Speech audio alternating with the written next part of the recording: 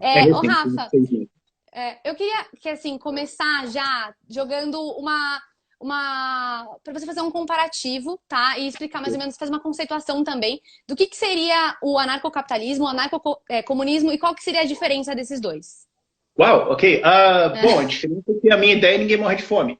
Ah, a gente começa de conversa. Não, não é capitalismo ou libertarianismo, se você quiser dizer. É, tem duas formas que você pode explicar ele, que são duas formas diferentes que as pessoas chegam à conclusão. Você pode ter um libertário, um anarcapitalista que vem por ética, que ele está analisando a ética, ele chega à conclusão que agredir é objetivamente errado, é uma regra ética. Então, qualquer tipo de agressão está errado, você pode se defender. Isso pode ser um criminoso comum, isso pode ser uma máfia, isso pode ser o Estado, imposto é roubo, tanto faz. São diferentes níveis de organização de organizações criminosas, só muda o que elas fazem. Então, a gente deveria viver de uma maneira, de maneira que as nossas relações só sejam consensuais. Então, consenso é uma coisa importante, quando você agride alguém, isso já está errado. A outra forma de você chegar é pelo utilitarismo, que é você falar, cara, incentivos, preço, propriedade privada, privatização funciona, livre comércio funciona, Estado não. Então, a melhor forma de você conseguir bons serviços e uma boa forma de governança e viver bem a sua vida é se você privatizar tudo, inclusive todos os serviços de governança e abolir o Estado. Você pode acreditar nos dois, tem alguns que são só utilitários, tem alguns que são éticos, enfim, você pegou a ideia. Pessoal que tem essa distinção. E o que é um anarcomunista? Meu Deus do céu. A galera tá assim em peso no TikTok, principalmente. Não sei se você conhece a rede, se você atua lá, mas tá Não, cheio de eu tenho 31 anos anarcocomunista de lá. idade, esse barco para mim passou, sabe? Eu não. Tá Eu cheio. não. É o que mais Eu tem. não pois é, eu não sei. Eu ainda estou muito na dúvida sobre isso na minha vida, então. Oi? Não, eu falei, eu ainda estou muito na dúvida sobre isso na vida, sobre se eu faço isso ou não. Mentalmente eu não estou pronto ainda para entrar no TikTok, eu suponho. Ah, tá. Não, vale a pena. A galera monetiza lá, tipo, dá pra monetizar live. Acho que, viu, se você levar pessoas lá também você monetiza. Enfim. Tá, eu não sei se já é a pergunta que eu... Você já terminou de responder a pergunta ou não? Porque deu uma travada pra mim. Tá. Não, tudo bem. Não, coisa de anarcomunismo é só tipo. Ah, meu Deus, dá até preguiça de explicar. Cara, como é que eu explicaria isso? Eu nunca parei para tanto explicar anarcomunismo. É a ideia de que a gente quer se livrar de opressão e de exploração, e entre as formas de exploração e opressão está o capital, está a propriedade privada dos meios de produção. Isso escraviza o homem, isso faz com que ele trabalhe para outros, e para isso a gente tem que ter uma propriedade coletiva dos meios de produção e nenhum Estado em cima disso. E geralmente termina com todo mundo morrendo de fome. Sabe? Infelizmente. Eu adoro a crítica do Bakunin ao Marx, porque o Marx falou, Bakunin, a tua ideia de você não ter um Estado centralizador que impõe o comunismo faz com que você tenha essa bolha capitalista que não vai funcionar. E o Bakunin falou com o Marx, mas o seu Estado centralizador que vai fazer essa revolução vai virar um regime totalitário. E os dois estavam certos. Então... Infelizmente. Pois é. Ô, Rafa, mas seguindo aqui nas perguntas, muita gente mandou pergunta... Nossa, perdão pelo barulho. Questões no sentido de Cuba mesmo, falar das restrições que acontecem em Cuba, o embargo americano. Comenta um pouquinho sobre isso, por favor. Não, bom, tudo é culpa do embargo americano, né? A gente sabe que foram presos recentemente, tudo culpa do embargo. A gente sabe que Cuba está cercada de porta-aviões, toda vez que alguém tenta chegar perto, ele é abatido imediatamente. Cara, eu adoro como a esquerda não pode ver um ditador que eles saem correndo para defender, cara. E com cada narrativa, assim, que, meu Eu vi que Deus você do céu. postou do Vargas recentemente.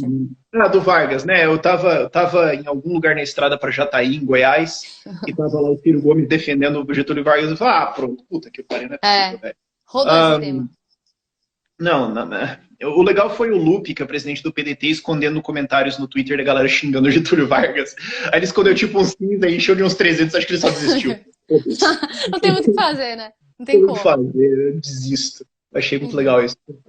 Não, Cuba, cara, o clássico caso, você bota o comunismo e não funciona. Mas tem embargo. Cara, se tivesse um embargo, Cuba ia sair de um país extremamente pobre para um país levemente menos extremamente pobre, ia ser isso. Tipo, sabe... Não é como se fosse alguma coisa assim muito difícil de decodificar o que aconteceria ali. O que você tem um regime repressivo pra caramba, mas que sacou que eles têm um problema muito fundamental ali, isso não vai conseguir funcionar para sempre, então eles começaram a fazer alguns tipos de reformas, algumas coisas, tentando de alguma forma manter a estabilidade lá. A gente teve esses protestos recentes, eu não sei exatamente o que deu, eu não tenho contato com pessoas na ilha, né?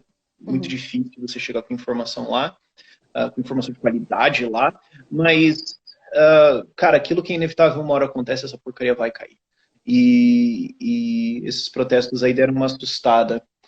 Preciso falar com...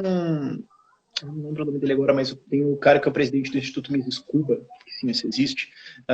Nem sabia que tinha. Existe. Eu acho que ele está aqui no Brasil foragido, mas ele tem contato lá para os ver o que tá. Obviamente. Isso explica muita coisa. Entendo o que está acontecendo lá. Mas não saiu muita notícia, é difícil pegar alguma notícia boa ali. É complicado. Como convencer um esquerdista que privatizar é algo bom? Depende, tem 3 tipos de esquerdistas. Tem o perdido, que é o que fundamenta o que ele decide. Ele fundamenta tudo o que ele acha em o que o professor da 7ª série dele falou. Que é a maior parte do que a gente pensa como esquerdista, certo? E eles não fazem a menor ideia de Marx ou do que Marx falou, ou eles não entendem nada do que o PT defende, eles não entendem. Eles só estão, tipo... Eles acham que, tipo, a esquerda é tipo uma social-democracia com ursinhos cor-de-rosas, é mais ou menos isso. Não sei exatamente, mas é aquela galera que fala assim, capitalismo é ruim porque eu ouvi isso na escola e, enfim, não sei, não parei para pensar muito nisso, e a crise 29 mostrou que o capitalismo não funciona, foi como o meu professor de história falou na 7ª série, deve ser isso aí. 70% dos votos da esquerda é isso aí. Geralmente conversar com eles é primeiro ouvir, entender o que raio que ele acha que é o problema, o que raio de ideia que ele tem na cabeça de por que o capitalismo é ruim e explicar como ele está errado. Isso aí é relativamente simples, é o que eu vivo fazendo no canal. Tipo, não, porque o capitalismo é quando os ônibus fazem um cartel na cidade e sobem a passagem pra caralho. Você fala, não, então, na verdade, é que tem um monopólio estatal e tudo mais, não tem competição, então dá nessas merdas. Ou o cara fala assim, eu não gosto o capitalismo na educação, ele vai transformar todo mundo em funcionário de fábrica. Na verdade, o que a gente defende é tipo, livre competição em educação, para você ter várias formas diferentes de educar, porque você tem várias crianças de tipos diferentes e tudo mais, e assim você pode ter novas formas, então, ao invés de ter um monte de político em Brasília decidindo, o cara fica meio, merda, sabe? Claro, demora um pouco para você conseguir chegar na cabeça dele nisso, mas assim, 70% da esquerda é isso, convenhamos. Depois você tem quem é assim convictamente de esquerda, que é quem vota mais no PT, que é quem defende mais o Lula, porque tipo, sim, ele fez o Mensalão e o Lava Jato. Ou tipo, não, isso não existiu, é tudo uma invenção do PSDB com o Globo, mas foda-se porque eu quero isso e eu gosto disso. E esse cara deve ter alguma ideia. Você tem que entender o que raio de ideia que ele tem na cabeça, mas geralmente é uma coisa um pouco mais avançada, mas você tem que entender o que está acontecendo ali. E às vezes é muito um julgamento moral. Então ele fala, eu acho que lucro é explorar pessoas. Então ele não está falando assim, um argumento de escola que eu ouvi. Ele está pensando mais em alguma coisa, um argumento moral, alguma coisa assim de, é injusto que Jeff Bezos seja bilionário enquanto tem fome na África. Isso foi tipo, mas é um julgamento moral, é não tipo senso comum. Então alguma coisa ali, e depois você tem ali eu ia dizer 10%, mas não é menos que isso, é menos que 5%, que é a extrema esquerda de fato, que é a galera que acha que eu e você devia ser fuzilado, que você sabe que existe. Sim. E cara, eu não consigo penetrar o crânio deles, porque na cabeça religiosa de marxismo deles, porque eles 100% tratam isso como uma religião, nós somos pecadores, tudo que a gente fala tá errado, então eu foco nos outros 95 e falo, cara, um dia eu chego lá, não sei, sabe? É um negócio bem curioso ali. Mas a lição principal que eu quero dizer com isso é que, assim, não trate todo mundo que defende a esquerda como o Jonas Machiavelli. Tipo, eles não são isso, tá? A maior parte das pessoas que defendem a esquerda ou tem algum julgamento moral meio nonsense, ou elas acreditam em alguma coisa nonsense que ela ouviu na 7ª série de história ou no ensino médio. E se você pegar uma conversa em que você tem os dados bonitinhos, 10, 15 minutos, em que você ouve a pessoa, reconhece o problema e a dúvida dela e consegue oferecer uma resposta, você começa no mínimo a balançar ela. 3, 6 meses ela já tá sacando que liberdade tá o certo. Já tá se convertendo. Como o Brasil funciona. Tipo, você começa a explicar como o Brasil funciona, agora já fica tipo... Oh. E tá, mas aí a gente tá falando tipo da questão da privatização. Como convencer essas pessoas de que privatizar é algo positivo? Eu sou muito tipo o modo psicólogo, sabe? Eu fiz 4 anos de psicologia, então eu sou primeiro tipo, top. Antes de tudo, ouve. Tipo, porque assim, teve uma coisa, eu era uma pessoa muito raivosa quando eu era mais jovem, assim, até uns 19 anos de idade. Aí eu entendi, tipo, em psicologia e análise do comportamento, que todo mundo tem um motivo perfeitamente razoável na cabeça dele de por que ele acha alguma coisa.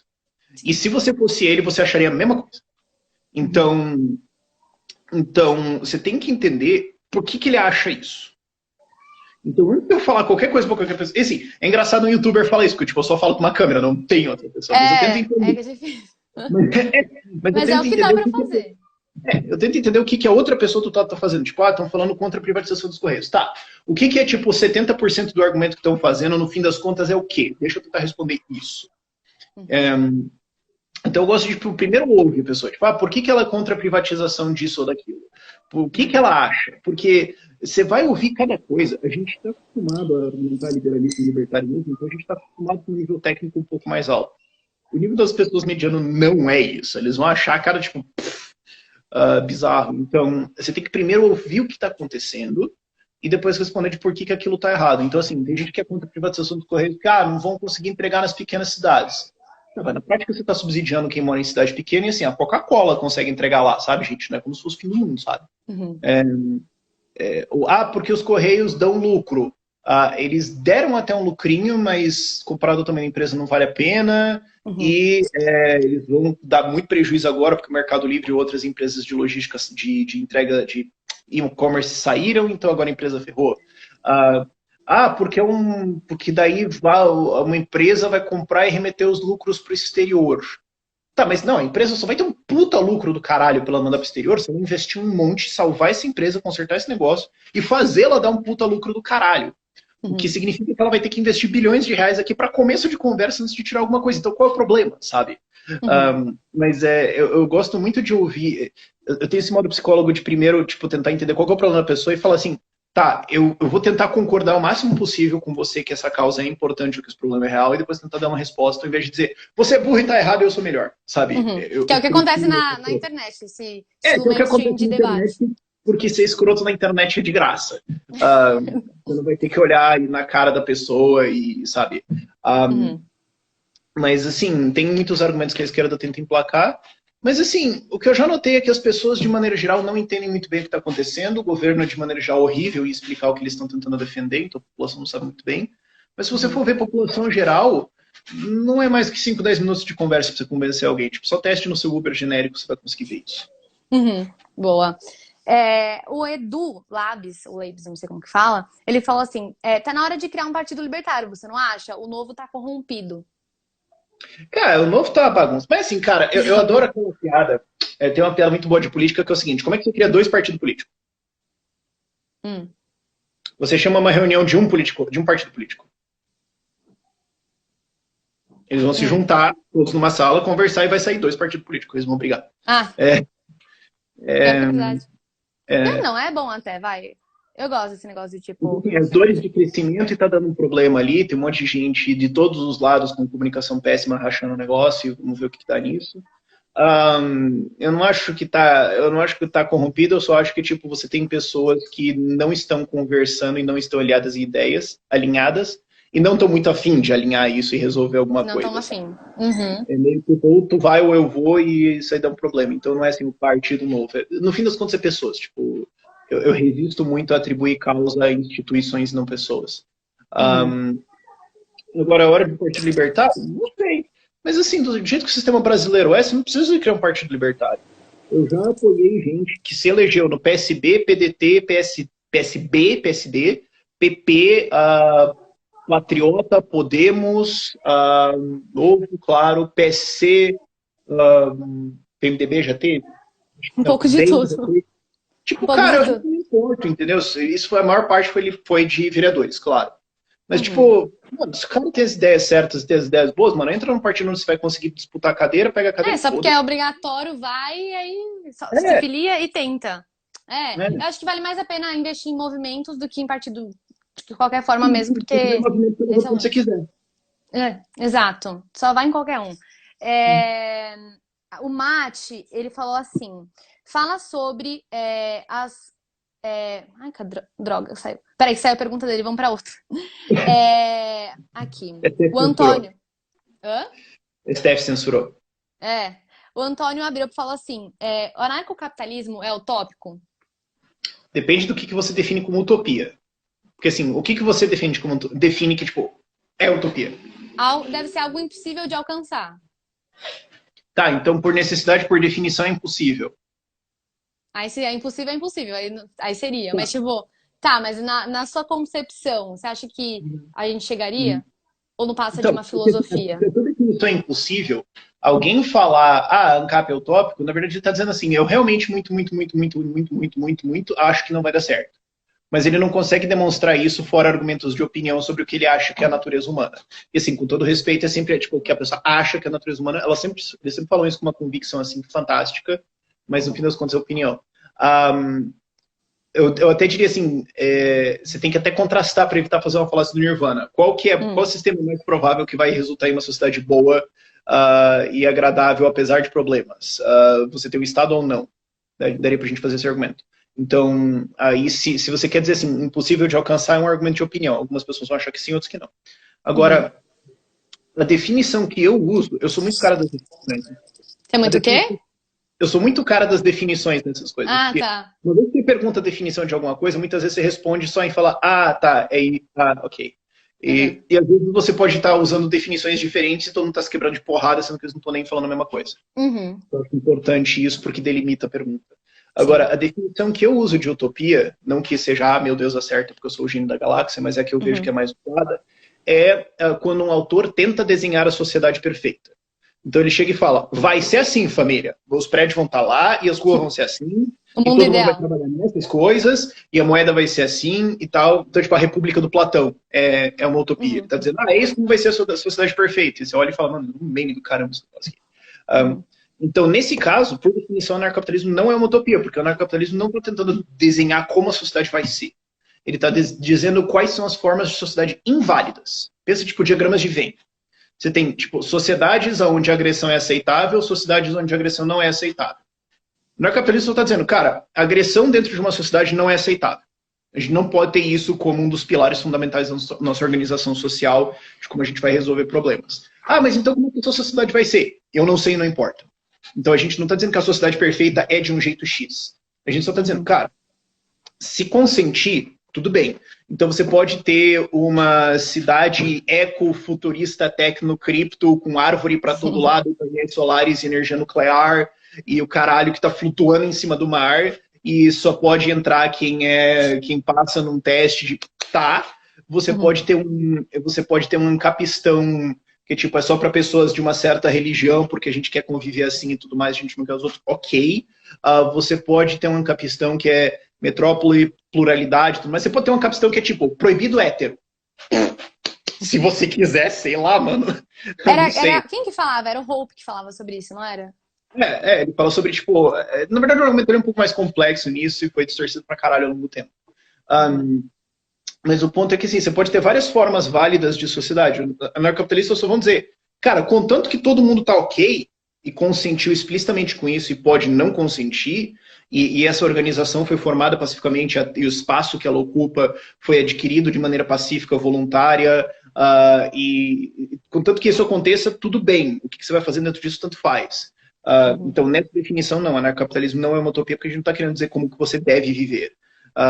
Bom, a gente está dizendo que você não deve viver usando agressão contra os outros e os outros podem se defender de você quando você usa. Agora, fora isso, mano, aí vira um debate de moral de o que você acha melhor. Algumas pessoas vão querer uma sociedade mais conservadora, algumas pessoas vão querer uma sociedade mais plural, algumas vão querer fazer um ancapistão no mato onde você só pode ser vegano. Uhum. Cada um é livre para fazer o que quiser, entendeu? Entendi. Boa. O Vitor Corre falou assim: o que você acha de anarcocapitalistas tipo o Cogos, que é gado do governo? Eu não gosto de falar de pessoas. Próximo. Tá bom. Vamos lá. Você fez um vídeo que fala assim, né, sobre 3 vitórias da liberdade. Educação domiciliar, as EPEs e cannabis medicinal. Explica um pouquinho mais sobre as EPEs, que é tipo a zona de processamento de exportação. Ok. Isso aí foi o seguinte, isso foi criado em 1990 e alguma coisa, não me recordo, desculpa. E a ideia era tentar projetar o Brasil como um país exportador, investir na indústria e tudo mais. E a ideia era, vamos ter zonas especiais físicas, né? Desenharam acho que 13 ou 14 no mapa, em lugares que eles acharam que eram mais carentes e tudo mais. E aqui você pode importar com impostos reduzidos e tudo mais, e exportar de uma maneira mais simples, porque daí é uma zona de processamento de exportação, né, para você poder exportar. E nenhuma delas deu certo, porque era burocrático pra caramba, chato pra caramba, a legislação era um marasmo gigantesco. Tanto que a única que funciona hoje é a do Pacem, no Ceará, que está, salvo engano, a segunda maior siderúrgica do Brasil, que é a siderúrgica Pacem.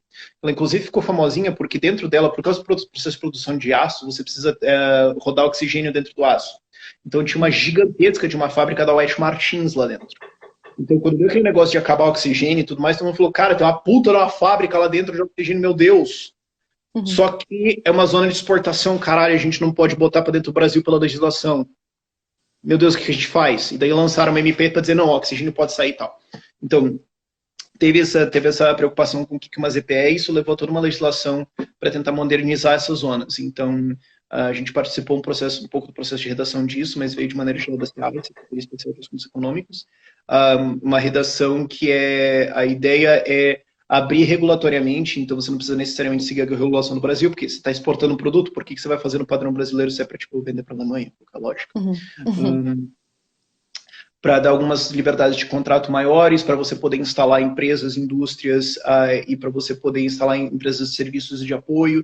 Então, se eu estou importando maquinário ou tecnologia e tudo mais, mas é só para exportar, então eu não preciso pagar o imposto para trazer. Então eu consigo tornar meu parque industrial muito mais eficiente, porque eu não pago todos os impostos para trazer uma máquina para dentro, porque tudo que eu vou vender é exportar, não vai competir com o mercado brasileiro. Também mudou o fato de que não são só essas zonas que já estão delimitadas, você pode criar novas em lugares, elas podem ser solicitadas por prefeitura, estado, iniciativa privada ou federação. Então você pode colocar em lugares mais eficientes, porque as que foram colocadas até hoje é um lugar meio meme, assim, não dá para entender o que foi que... Não deu para entender a ideia ali. Você olha o mapa, parece que os caras foram nos dardos, assim. Ou base eleitoral. Que é mais provável, convenhamos. Então agora você pode criar novas. Então, já tem esse parque industrial que já é de exportação. Tá, decreta que ele é uma ZPF, muito mais fácil. Se tiver uma grande área de produção de café que é sobre exportação, uma ZPF gigante, mais fácil. Então a lei atual, o que ela permite é que você tenha... Ela deu um overhaul muito forte nisso. E agora ela permite que você tenha parques industriais ou parques de negócios privados, desde que os produtos ou serviços ou pesquisa que eles façam sejam exportados. Ainda tem que ver como é que vai ser a implementação disso, mas para isso aí ajudar a indústria brasileira, bicho, nossa, isso é muito fácil. Isso aí foi uma legislação... Vamos ver, vai depender muito da implantação ainda, né? No papel tudo é bonitinho, mas tem que ver como é que vai ser executado. E a prática, exato. O Mate falou assim, voltou à pergunta dele. Fale sobre, eu não sei se é assim que se pronuncia, Charter Cities, se é provável termos aqui no Brasil. Tá, então, encaixa nessa das EPS. O Charter Cities, cidades charter, são cidades planejadas, mas aqui a cidade planejada a gente pensa Brasília. Pensa uma cidade empresa, uma cidade produto. Tem um instituto, inclusive, que é o Charter Cities Institute, em que eles estão falando o seguinte, especialmente em países tipo na África ou países do sul da Ásia, eles estão passando por uma urbanização muito rápida. Ainda tem uma grande população agrária que está indo para cidades. E isso vai gerar um grande problema de vamos ter que construir muito urbanismo pra caralho nesses países nos próximos 10, 30 anos. E em outros países pobres, como por exemplo Brasil, Colômbia, Peru, Bolívia, você tem um processo de urbanização todo zoado, onde você tem um monte de favelas e lugares que são tipo vácuos urbanísticos. Tem um monte de gente amontoada, ok, e tá do lado de uma cidade, ok. Mas dizer que aquilo é uma cidade é forçar demais a amizade. Então, como que a gente pode transferir esse processo de geração de governança de um espaço urbanístico seguro e com a infraestrutura necessária para desenvolvimento humano com a iniciativa privada para abrigar o que na América Latina já deu errado e já virou um favelão, e na África o que vai ser essas grandes migrações e que vai gerar uma grande demanda por isso, para, por favor, não virar um favelão tipo Kibera. Como que a gente resolve isso? Então, a ideia é você dar uma certa liberdade no espaço e falar, ó, empreiteiras em construção civil, urbanismo, etc., podem vir aqui e erguer, tipo, um bairro inteiro gigantesco se quiser, uma cidade inteira gigantesca se quiser. Você diz o governo ceder um espaço. Mas não só o espaço, você dá uma autonomia legislativa. Então, como é que vai ser as regras de urbanismo? Vocês que fazem. E se a gente quiser fazer saneamento, você que faz, beleza. Porque para ser economicamente viável, tá, eu vou ter que colocar o saneamento e o urbanismo e tudo mais, e isso vai ter que ser um produto junto com segurança, que daí eu tento vender os imóveis que se valorizam com isso, eu tento vender os serviços de desenvolvimento desse lugar, junto com essa infraestrutura underlying. Então eu tenho que ter tudo isso junto para isso ser um produto viável. Então o governo fala, cara, você pode fazer, eu não vou te encher o saco ou dizer como é que você vai fazer, porque se eu não fizer isso, se eu não te der isso, eu não tenho dinheiro para fazer, eu não sei fazer, claramente meu governo é uma desgraça, a gente não tem o que fazer, vocês podem atrair 10 bilhões de dólares para investir nisso e dar uma cidade funcional para 500 mil de habitantes, que senão eles vão virar um favelão gigantesco do lado da capital aqui do Quênia, ou sei lá, e isso vai virar uma desgraça completa. Podem fazer. Então não é uma cidade privada, mas é muito próximo. No sentido de que o governo fala, cara, vocês estão livres para fazer muitas coisas aí, brinquem disso. E não só de fazer essa coisa de moradia, mas de dar algum segmento. Então, de tentar criar algum desenvolvimento econômico naqueles lugares, não ser só casinha. Porque se você tem uma área gigantesca residencial, tá, onde é que essas pessoas vão trabalhar? Como é que vai ser a vida delas? Como é que vai ser o crescimento e desenvolvimento disso? Insano. Então, eu vou fazer alguma coisa aqui que é urbano, mas vai ter o comércio dentro e tem indústrias que a gente está trazendo. Isso pode ser uma charter city. E daí você tem formatos infinitos que você pode fazer isso. Só que ela vai se comunicar com o resto do país, no caso. Se é uma cidade, ela vai se comunicar com o resto do país, fazer trocas entre todos e tal. É tipo uma PPP para fazer uma cidade. Tá. Ok, imagina assim, você está em São Paulo, né? Imagina que o governo de São Paulo fala, cara, tá vindo uma migração de imigrantes do Venezuela ou do Haiti, sei lá, e tudo mais, e eles estão se assentando em, sei lá, ao redor de Ribeirão Preto, e tem, tipo, já 50 mil pessoas, o que vai dar um problema, a gente não sabe o que fazer com isso, a gente não tem recurso, mas... Cara, é o seguinte, ó, tem aquela área, se alguma empresa quiser vir aqui fazer toda a urbanização disso, botar essa galera aí, é uma PPP, bora, alguém por favor faça isso, eu não consigo fazer. Então uma PPP, tipo, para fazer uma cidade inteira, basicamente. O que, forçando o argumento um pouco, é o que aconteceu com, tipo, Londrina e Maringá. Forçando o argumento um pouco. Por isso que são cidades envolvidas nisso. As agências de colonização e tudo mais. É que teve muita merda nessas agências de colonização. Muita corporativismo nisso. Então não é um exemplo tão bom. Mas assim, eu acho que é o mais próximo que a gente tem no Brasil disso hoje. Então, a ideia do governo é falar, cara, eu vou só, tipo, pagar a conta de algumas coisas, dar alguma infraestrutura externa e o resto vocês resolvem aí, porque vocês entendem muito mais desse desenvolvimento urbano do que eu. E você tem alguns exemplos na África hoje. O que eu lembro de cabeça agora é Nkwashi. N-K-W-A-S-H-I. Nkwashi. Se eu não me engano, é na Tanzânia. Sabe aquela que ficou famosa do Akon, que ele vai fazer uma cidade tipo Senegal, alguma coisa assim? Aquela do Akon é uma cidade charter. Ele falou, cara, eu vou extrair bilhões de dólares de investimento, pegar um terreno aqui e vamos construir um negócio, tipo, vai ter todas as unidades habitacionais, vai ter comércio, indústria, etc. Vamos colocar uma universidade e vamos botar essa galera pobre para subir na vida. Ok, isso ficou famoso, a Econ City. Essa aí virou mais meme no mundo, assim, não sei como tá, não estou acompanhando. Mas Nkwashi é um exemplo bom agora que eu lembre. E deve ter outros, mas procurem o Charter City Institute, o Charter Cities Institute, vai ter um monte de coisa lá. Boa, vou pesquisar. Bacana, não conhecia, não sabia sobre. Rafa... Eu fazer um vídeo sobre isso. Então, você não fez ainda sobre isso, um vídeo? Não, fala sobre tudo? Os últimos 6 meses da minha vida não foram assim amigáveis, então foi muito difícil fazer esses vídeos pesquisados. Quem sabe a gente volta. Boa, volta. Se você pudesse indicar aí alguns livros que você acha meio que necessário pra galera tá lendo, quais você indicaria? Uau! Sobre tudo, tá? Não precisa ser só sobre política, não. Tá. Olha, sobre libertarianismo, o básico, eu sempre recomendo pra galera começar com um livro do Milton Friedman, que é o Livre para Escolher, porque ele é um livro bem prático. Porque assim, tem 6 lições, mas 6 lições teóricas. Tipo, ok, ele é uma entrada legal também para você que está começando a entender economia, sim, show. Mas acho que o Livre para Escolher ele é muito mais dia a dia. Eu também gosto daquele livro A Árvore Bela ou A Bela Árvore, que ele é sobre como Comunidades pobres, favelas fazem suas próprias escolas e os pobres educam eles mesmos. Mesmo quando o Estado tenta fazer, eles conseguem ter um desempenho melhor. Eu adoro esse livro. O Free Private Cities, que é o livro do Titus Gebel, que é sobre a privatização de cidades. Não tipo de você pegar uma cidade privatizada, mas de você fazer ela do zero. A ideia é de você ter desenvolvimento urbanístico como um produto. Que é super legal, que é uma coisa que as pessoas não entendem. As pessoas pensam, tipo, Ancapistão é o seguinte, cada casinha vai ser soberana e a gente vai ter diplomacia, muralha e tanque. Tipo, não, mano, porra. Tipo, mais ou menos o que a gente imagina é mais ou menos o que acontece no Afeganistão. Cada um tá ali num canto, tipo, sabe? É mais ou menos, cada um tem ali a sua cultura, a sua família, tá? É meio que fechado pro resto do país ou do mundo. Essa é a ideia que surge. A galera tem meio que essa ideia de espantalho assim na cabeça, que tipo, se você tirar o Estado, então o que você tá propondo é tipo desordem, cada um por si. Não, eu tô processo, inclusive. Eu tô propondo que você possa se associar com pessoas ao seu redor para tentar criar coisas que vão melhorar a sua vida, para tentar criar estruturas de governança que vão melhorar a sua vida. Então, gente, quer um exemplo disso? Uma igreja. Tipo, pessoas podem se associar, a gente tem ideias em comum, tem o pessoal que liga ali para alimentar os pobres, tem o pessoal que quer doar para a saúde, tem o pessoal da campanha do agasalho, tá bom, então vocês são livres para se associar e tentar criar coisas que vão resolver isso. Vocês muitas vezes têm resolução de disputas internamente ali e tudo mais. Claro, só que uma igreja não tem muita produção, né? Não tem produção.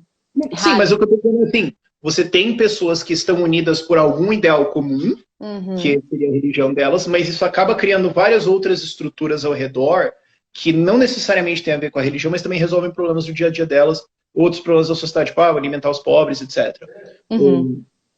Você começa a ter estruturas ali de, muitas vezes, de educação, de associação comercial, de fazer negócios ali dentro, Sim. E como isso cria uma reputação e como isso cria um desincentivo para desonestidade, porque existe alguma outra coisa que liga essa comunidade. Assim, é um exemplo limitado, mas eu acho que você consegue começar a ver assim um pouco como a transição. Né? Sim. Tá, você estava falando dos livros. Se quiser também indicar série ou filmes que você lembrar aí. Série ou filmes eu não sei, honestamente. Eu não sou muito de filme. Mas livro de economia, O Homem, Economia e Estado, do Murray Rothbard, é o melhor livro, assim. É um toletão desse tamanho, mas, tipo, beleza. Haja paciência. Haja paciência, mas é o toletão. A galera recomendou Ação Humana. Pega O Homem, Economia e Estado, do Murray Rothbard, é muito mais fácil de ler. Em teoria libertária, cara, pega qualquer coisa do Roupa. Qualquer coisa do Hans Hermann Hoppe pode ser. Ou qualquer coisa do Rothbard, tanto faz, o Ética da Liberdade. Eu acho que tá um pouquinho defasado já o livro, mas eu gosto do Ética da Liberdade. Perguntaram, inclusive, sobre Rothbard aqui. Deixa eu ver. Tanta coisa pra perguntar dele. Oi? Tanta coisa pra perguntar dele. Não, mas é uma pergunta meio... O Tramon Crissi, sei lá como se pronuncia. Ele falou assim, se ele era racista, homofóbico, etc. Não. Isso é mentira que inventaram depois. Não. Como você citou também ali Milton Friedman, depois você também falou do Mises e tal, queria saber um pouco assim, o que você pensa sobre as duas escolas? Você acha que tem tipo uma rixa, assim, você tá mais pra uma do que pra outra entre a escola de Chicago? Oi? Chicago é austríaca, você quer dizer?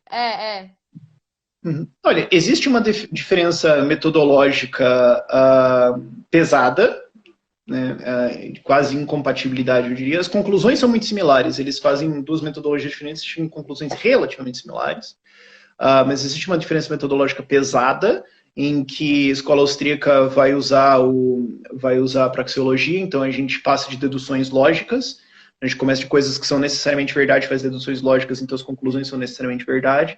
E você consegue começar a brincar nisso sobre ação humana, preferência temporal e chegar em conclusões econômicas bem interessantes. Alguém recomendou o livro Anatomia do Estado. Sim, é um livro muito bom.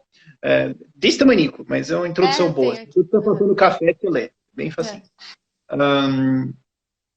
Que eu estava falando antes, meu Deus, deu uma tangente aqui. Você estava falando das deduções lógicas. Enquanto a escola de Chicago vai usar muito mais econometria e métodos matemáticos, que os austríacos rejeitam por motivos de eu não estou a fim de entrar nesse debate agora. Mas existe uma diferença metodológica, sim. Se você quiser os dois puxar a faca e sair na briga, dá para sair na briga pra caramba. Meu Deus do céu, vai sair todo mundo sangrando. E eu não quero fazer isso agora, porque assim, cara, eu adoraria que o meu problema na vida fosse debater a escola de Chicago, mas não é. Eu estou muito mais preocupado em bater nos keynesianos agora. Do que me preocupar com a escola de Chicago. Tem um pessoal que às vezes gosta de se pegar nessa porrada, nesse debate. Eu entro nisso, porque... Acho que é mais a galera da academia, não sei também. É um debate mais acadêmico. Mas dá assim, preguiça. Não é que dá preguiça. Eu até acho interessante, só que vai ser extremamente desgastante, dá em nada. Convenhamos. Agora, assim, eu acho que para a população geral, para 95% da população, real não importa. O que importa é as conclusões, tá? O que a gente vai fazer agora? E para 95% do que tem que ser feito no Brasil agora, a escola austríaca de Chicago vão concordar. Então, é tipo, vamos resolver isso depois a gente se pega na porrada, sabe? Melhor, tá? Porque tem urgência, né? Então, bora. O Mizai, ele falou assim, como refutar os ciristas, de uma forma geral aí? Ou pode falar o que você acha do Ciro para 2022, que é uma possibilidade, não é? O que você acha? Torço para que o Ciro cresça ainda um bom tanto para roubar a voto do Lula e a gente não acabar no primeiro turno. É isso. O que convenhamos, esse risco existe. Agora, cara, o Ciro... É outra coisa que é difícil entender o que a galera tá vendo ali. Porque, assim, é um mentiroso patológico. Assim, um negócio, assim, chocante, sabe? Ele fala coisas que você bate no Google na hora e você olha e vê, não é? Ele fala com convicção, aí a galera compra. É impressionante, cara. É impressionante. Funciona, sabe? Então, assim, não é porque as pessoas estão conferindo a veracidade do que ele fala. Certamente não é. Eu acho que a galera que é uma alternativa à esquerda, desenvolvimentista, economia, vamos falar de emprego e não ficar defendendo ditadura. Eu acho que tem essa galera. Eu acho que tem a galera do desenvolvimentismo e tudo mais que vai lá, então você não está tendo que refutar cirista, tem que refutar desenvolvimentismo. E eu acho que tem a galera que só quer um autoritário nacionalista. Porque o candidato presidencial padrão no Brasil é um autoritário nacionalista. Se você for ver a votação... Ciro, Bolsonaro e Lula. E Haddad, Lula. Os três são autoritários com viés nacionalista muito mais forte. Ok, o Lula tem uma pegada de socialismo muito mais forte, mas o apelo é muito mais nacionalista. Ele apela para esse conceito de Brasil e tudo mais. Pega o Enéas, que faz sucesso até hoje nas redes sociais. Tipo, assim, vamos lembrar, o eleitor mediano, ele não tá olhando coisas técnicas da ideologia. Ele tá olhando, tipo, o cara tá falando de Brasil, bandeira, bora pra frente... Vamos meter a mão aqui, vamos ser autoritário, vamos resolver esse negócio meio na porrada mesmo, porque senão na amizade não vai. Esse é o candidato padrão brasileiro. Então o Ciro, ele pega uma votação por causa disso, sabe? Mas certamente não é por causa da veracidade do que ele está falando. Tem a galera de economia lá, mas tem a galera que só quer um ditadorzinho para chamar de meu mesmo. E eu sei que você falou que não gosta de comentar sobre pessoas, mas quem que seria um candidato menos pior para 2022 na presidência? Desses possíveis? Desses possíveis que tem hoje? Os cogitáveis. Os cogitáveis. Passo. Você acha que tipo, a galera pró-liberdade não daria para apoiar nenhum? Não é assim. É que assim, eu sou extremamente chato para apoiar candidato. Tipo, real, muito chato para apoiar candidato. Quais são os seus, sei lá, seus... Ai, que saco. Eu gostaria que fosse. Não isso. Quais são os seus... Ai, que droga, fugiu a palavra. Mas assim, ó, tem que passar por uma listinha. Para eu apoiar um candidato, tem que passar por essa listinha. Tá. Critérios, isso. Tá. Eu não exijo que o cara seja um libertário, ANCAP e tudo mais. Eu exijo que ele não ache que libertarianismo e anarcapitalismo é coisa de idiota, moleque, criança, porque tem uma galera que acha isso, é tipo, ok, você acha que o que eu defendo é, tipo, literalmente uma infantilidade imbecil. Você entende por que isso aqui não vai rolar, sabe? Isso acontece, mas assim, eu exijo que o cara tenha no mínimo assim um instinto claro na direção de liberdade. Tipo, o Zema é um bom exemplo disso. Tipo, ele já estudou libertarismo e tudo mais? Não. Agora, se você emparedar ele começar a fazer perguntas, ele vai automaticamente responder coisas libertárias, ou às vezes ele vai falar os negócios que se você questionar ele um pouco, ele vai falar, mas não... Pensando bem, vamos para outra coisa aqui. Então... Eu vejo isso muito assim, o cara não precisa ser o grande acadêmico de Rothbard, sabe? Mas ele precisa ter existe uma certa base de raciocínio que leva você para uma certa direção. Eu acho que tem muita gente que é libertária, que descobriu que é libertária, que é tipo, cara, isso é o que eu achei a minha vida inteira, e daí eu li o livro e eu fiquei tipo, sim, eu tô falando isso por 10 anos, eu achei que eu era maluco, sabe? Então tem essa galera, tem algumas... Eu procuro muito assim um princípio de individualismo e de tentar resolver os problemas pelo consentimento, sabe? O cara tem que não ser louco, né? Porque às vezes você tem uns caras que assim, o cara é libertário, sim, mas é doido. Mas é doido. Tipo, na campanha ele não vai conseguir desenvolver isso, e se ele for eleito vai brigar com todo mundo, então não adianta nada. E a gente tem critérios, por exemplo, legalização das drogas. Tem que ser a favor, cara. Tem que ser a favor. Assim, eu tô disposto a apoiar alguém que fala assim, cara, assim, legalização do crack hoje, não sei, né, família? Eu não sei, tô até aberto ao debate, mas convenhamos que essa porra não vai entrar na pauta. Então, próxima. Isso pra mim, ok. Agora, quando o cara chega e fala, não sou a favor da legalização da maconha, abraço. Acabou. Que é algo mais... Tipo, liberdade de expressão. Tem que defender liberdade de ofender. A gente, cara, as 3 perguntas que a gente mais derruba gente é legalização das drogas, direito de livre expressão de ofender. Tipo, você é religioso? Sou. Eu posso fazer um filme só zoando a sua religião por 4 horas seguidas? Não. Fora. Casamento... E casamento, adoção gay, essas coisas assim, porque tem um pessoal que é contra. E daí é tipo, ok, não. Tem isso e não ser louco, obviamente. Entendi. Tá, então assim, deu pra entender uma figura, obviamente não tem uma figura que emplaque todos esses critérios, pelo menos não pelo que eu sei. Que encaixa nisso. Não, pra presidenciáveis? Tá, não, pra presidenciáveis eu adoraria que fosse o Thiago Mitrô, eu conseguiria apoiar ele. Não tem jeito, maneira que eu conseguiria apoiar o Amoedo, já não apoiei em 2018, agora é pior ainda. Eu achei que você tivesse apoiado ele em 2018. Caiu na fake news, eu não apoiei. Eu te conheci eu te conheci acho que em 2019, mais ou menos, pra cá, mas eu achei que você tivesse apoiado. Não estava na nossa lista, é pública a lista, ele não estava lá. Eu comecei a tentar, tipo, vamos ver aqui, mas no fim das contas eu olhei e falei, não vale isso. Muito desalinhamento. Tipo, no papel tava bonitinho, mas quanto mais você vai vendo, mais vai falando, você vai falar. Pariu. A galera, nesses critérios, só o Neymar, o Lucas falou. Não, eu ver minha lista de todos apoiados. Como é que eu apoiei 70 candidatos a vereador ano passado? 70? Foi em torno de 70. Bastante. Tipo, por exemplo, eu apoiei o Adriano lá em Joinville. E a galera fala, mas ele é conservador. Tá, mas você perguntar pra ele, cara, tu é conservador, assim, mas liberação das drogas, você é a favor? Ele falou, cara, acho que é bom usar? Não. Acho que é uma boa ideia? Não. Vou defender isso em público? Não. Agora, cara, se você for usar lá no canto, não encher o saco de ninguém. Não encher meu saco. Fazer o quê? Entendeu? Eu tenho mais coisa pra cuidar do que da tua vida. Tem muitos candidatos que são assim, sabe? Tem muitos candidatos que eles falam, cara, assim, eu sou a favor da liberação da maconha, vou falar disso? Não. Mas tá, eu não tô procurando tipo, a tua pauta, a tua chapa. Eu tô dizendo, tipo, teus princípios. E não é isso. É porque, assim, eu tô olhando essas coisas pra procurar, assim, se realmente... Eu tô tentando separar isso de um eficientista. Você realmente defende que eu tenho o direito de cuidar da minha vida ou você só acha que liberdade é economicamente eficiente? Porque às vezes tem pessoa que acha que é liberdade economicamente eficiente. Tá, mas então você quer dizer que se alguém argumentar pra você que Estado é mais eficiente, você vai defender isso.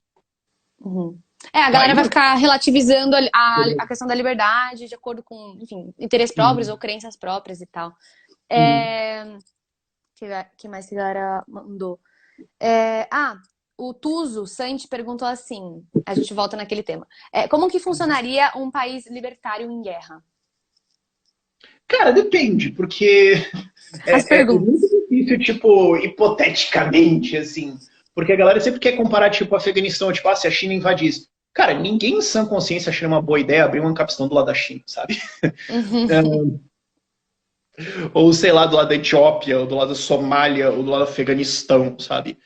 Você tentaria colocar isso em lugares mais seguros, então... Mas você acha que daria pra, tipo, ter um lugar em Capistão e o resto do mundo continuar do jeito que tá? Ou teria que ser algo meio que geral? Cara, tem vários lugares na Europa hoje onde você conseguiria ter isso de boa, tipo, não tem um problema de invasão, alguma coisa assim.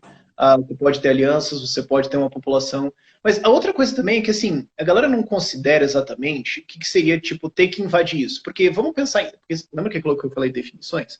Vamos pensar definições. Se a gente tem uma sociedade ANCAP, o que nós temos? Qual é a definição disso? Você tem um número muito relevante de pessoas, tipo, centenas de milhares de pessoas, que se opõem de maneira extremamente veemente a autoritarismo estatal, à agressão e tudo mais. Elas provavelmente estão muito armadas e muito organizadas porque elas conseguiram criar uma Ancapistão. A definição disso é elas se organizaram pra caralho. Você não tem, tipo, pessoas dispersas por aí. Então a gente não tá falando de um bando de moleque com umas pistolas, entendeu? A gente tá falando de uma organização bem estabelecida. então você não tá, não é uma questão bélica, é uma questão cultural. Tipo, você está tentando invadir e subjugar um país que culturalmente te odeia, sabe? E com todas as vênias, é um exemplo do Afeganistão. Ah, os Estados Unidos foram lá e tacou trilhões de bomba no Afeganistão. Ok, mas a cultura e as pessoas daquela sociedade absolutamente odeiam aquilo e querem voltar porque elas queriam. Quer dizer, não que todo mundo no Afeganistão queria isso, tá? Não é isso que eu estou dizendo. Mas assim, existiu uma barreira cultural gigantesca. O Iraque, ou o Irã, ou a Síria, todos esses países que os Estados Unidos tentaram bombardear até virar uma democracia. Culturalmente, a parada é incompatível. Então, como que você subjuga culturalmente um país que simplesmente odeia tudo que você representa? Não é simples, sabe? E depois você tem... Ok, você vai simplesmente entrar e genocidar uma puta galera e o resto do mundo vai só falar, ah, tudo bem. Não é real acreditar nisso. Ou você pode fazer algumas outras considerações. Agora, outra coisa que eu gosto de fazer nessa pergunta é inverter ela. Digamos que você tem um lugar que tem uma sociedade sem Estado. Como é que o Estado do lado sobrevive? Porque, para pra pensar, você vai ter um lugar onde você tem zero imposto, as pessoas podem viver livremente, certamente é uma cultura mais agradável, porque as pessoas não estão brigando sobre política o tempo todo, e o desenvolvimento econômico está muito na frente. Então, quem mora em região de fronteira sabe o que é isso. Tipo, se você está numa região de fronteira, você sabe provavelmente o câmbio do outro país e você sabe quais são as coisas que são mais baratas no outro país. Você mora numa região de fronteira. Agora, imagina que o Ancapistão é tipo, mais do que isso. Cara, você teria um problema muito sério do Estado ao lado. Assim como, tipo, o Brasil tem um problema de contrabando muito sério com o Paraguai. Porque é simplesmente mais barato trazer. Então, agora imagina isso vezes 10. Então, é um caso curioso, assim, de... Você vê essas imigrações de países. A União Soviética, quando ela caiu. Por que o muro da União Soviética existia? Para as pessoas não irem embora. Assim que ela caiu, um monte de gente vazou. Então, é um contraste. Imagina esse mesmo contraste. Você tem o Brasil aqui, em algum lugar na fronteira com o Uruguai, tem um Ancapistão de 30k por 30k. Metade dos gaúchos é pra lá. Se for um bom modelo, a galera vai usar e realmente vai reproduzir. Tem um problema dos estados do lado se sustentarem nisso. E você provavelmente, inclusive, teria algum desenvolvimento econômico tão grande nessa região que o estado do lado seria, de alguma forma, economicamente dependente disso. Porque boa parte de produção e comércio mudaria. Então, se você explodir aquele país, você vai para trás. E como que você vai convencer os soldados do seu país a vamos lá invadir esses caras e genocidar aquela galera que não fez nada de errado pra gente? Tipo, é um argumento difícil de vender, sabe? E também dá pra partir da ideia de que, mais ou menos assim, é a questão da guerra. Geralmente quem promove guerra é Estado, né? E aí, enfim, aí significa... Oi? Geralmente estados autoritários, tem algumas exceções, Estados Unidos adoram explodir alguém por aí, mas assim, olha a América Latina e a França recentemente, sabe? É estável. Exato. Eu vou pegar aqui do chat algumas perguntinhas, a gente já tá também caminhando pro final para não ficar muito tarde. Deixa eu ver aqui. Nossa, passou. Não, e tem tanta pergunta, Rafa, você não tem noção. Mas depois, pessoal, vocês podem perguntar no canal do YouTube dele ou no Instagram do Rafa, porque não vai dar pra gente responder tudo aqui. Não aparece o nome da pessoa, mas enfim. Quantos candidatos ele acha que vai entrar em 2022 para o Congresso e Assembleias Estaduais? Acho que os que você apoiaria. Esquece o que eu apoiaria, quem eu gostaria. Tá. Vamos mudar a definição. A minha definição vai ser pessoas que eu confio que em 90% dos casos, mesmo que não sejam pessoas que eu vou apoiar, vão votar o que eu gostaria. Então, mais liberdade, dadas pautas que realisticamente vão acontecer nos próximos anos. Tá. Okay? E, tipo, ANCAPs e tudo mais. Foda-se. Eu tô dizendo assim, pautas de reformas econômicas, contenção de gastos e algumas pautas sociais, tipo liberação da maconha, adoção gay, por casais gays, esse tipo de coisa. Quantos que eu acho que com 90% de certeza vão votar pela liberdade no Congresso em 2023? Em torno de 50. Desses 30 vocês nunca vão saber os nomes. Tanto que hoje é em torno de 60. Hoje nossas contagens de votação de liberdade econômica partem de 60. E vocês não sabem quase nenhum deles, o que é engraçado, mas enfim. Mas eu acho que vai ser em torno disso, 50, 60, não deve mudar o número. Agora, dos que eu gosto mesmo, não vai ser muito mais do que 15, mas não importa. Em assembleias estaduais, depende do estado. Do Distrito Federal para cima, esquece. Distrito Federal para baixo, Vamos ver, Santa Catarina talvez 3-5, Rio Grande do Sul 3-5, Paraná 1-2, São Paulo 3-8, Rio de Janeiro esquece, Minas Gerais 3-8, por aí, em torno de 5 a 10% das câmaras do Distrito Federal para baixo. Em torno de Rio 5 a 10%. esquece? Não tem ninguém que salva lá, não? Ah, cara. Tá difícil. É. Ó, o Gabriel falou assim, por que Santa Catarina é o estado mais libertário do Brasil? Cara, tem uma explicação e é lideranças. É gente. É porque a galera quer encontrar alguma coisa cultural. Cultura é pessoas e lideranças. Cultura é feita por pessoas que continuam exercitando valores. Certo? Cultura é a média de a forma de comportamento de certas pessoas. Então, por que ela perdura? Porque você tem muitas pessoas boas em manter ela. Claro, vai ter coisas boas e coisas ruins, mas enfim. Santa Catarina tem consistentemente ideias de liberdade dentro de várias outras ideias que estão ali, que vieram de coisas de cultura, que vieram de coisas de empreendedorismo, que vieram... Eu acho que tem um efeito do fato da capital ser Florianópolis, mas toda a parte econômica ser fora de Florianópolis, então os empresários não ficam babando ovo de político. Eu acho que isso tem uma força interessante em afetar isso. Mas assim, se você vai para Santa Catarina, você vai ver as pessoas, você vai ver lideranças motivadas, inspiradas, dedicadas, que são construtivas, que gostam de criar alianças, que gostam de trazer pessoas, que gostam de criar comunidades, e que fazem sucessões boas para outras lideranças que vão continuar fazendo isso. Então você tem movimentos que consistentemente crescem. É só isso, é só gente boa, com ideias boas, que sabe construir e não destruir. E aí isso vai empilhando ao longo do tempo, sabe? E é uma resposta que parece boba, mas é. É isso aí, assim. Porque, por exemplo, por que o Paraná é uma merda no movimento? Rio Grande do Sul é bom, Santa Catarina é o estado mais libertário do Brasil. Aí você fala, tá, então deve ser cultural. Tá, mas o corte cultural da grande Curitiba não é muito diferente, muito assim, diferente de tipo, alguns lugares de Santa Catarina.